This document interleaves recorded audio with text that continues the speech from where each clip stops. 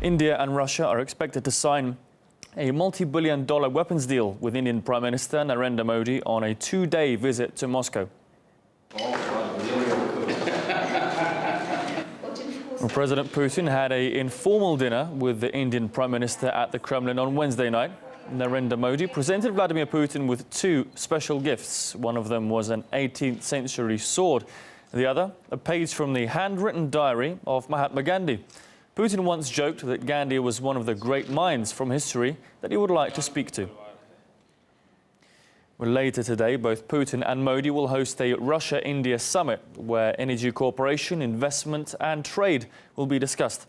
But of course, most attention will be on the defence deal set to be signed after India's government approved it. The country plans to purchase an estimated $7 billion worth of submarines, frigates and an S-400 air defence system.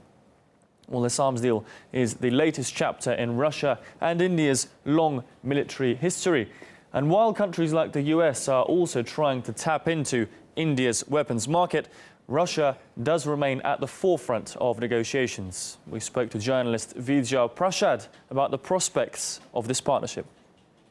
The most important aspect of this visit is that I think there needs to be a readjustment between India and Russia. India used to buy most of its armaments from Russia, then the Soviet Union, until the 1990s.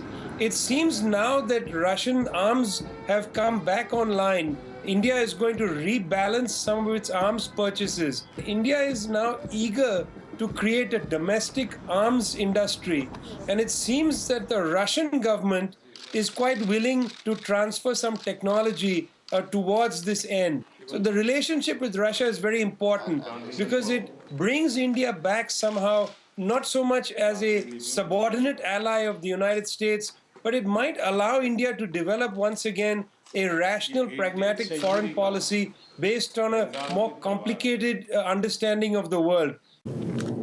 Seek and destroy.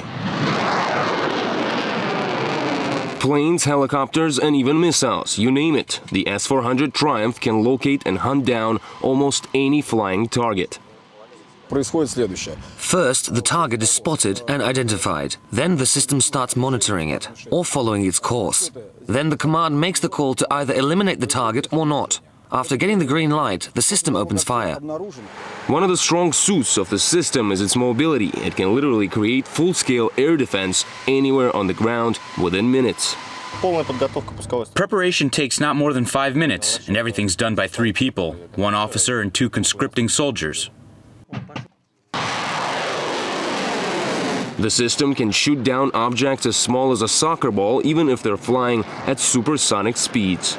Each S-400 system consists of several elements. One radar, which monitors the skies looking for targets, a second one, which follows specific targets, a command post, and the launcher itself, or the gun, as it's called here in the Army. Combined, the elements of the system can follow up to 300 targets, flying from as low as just a few feet above ground and up to nearly 40 miles high in the skies, which is pretty much around 6 times higher than the average passenger jet.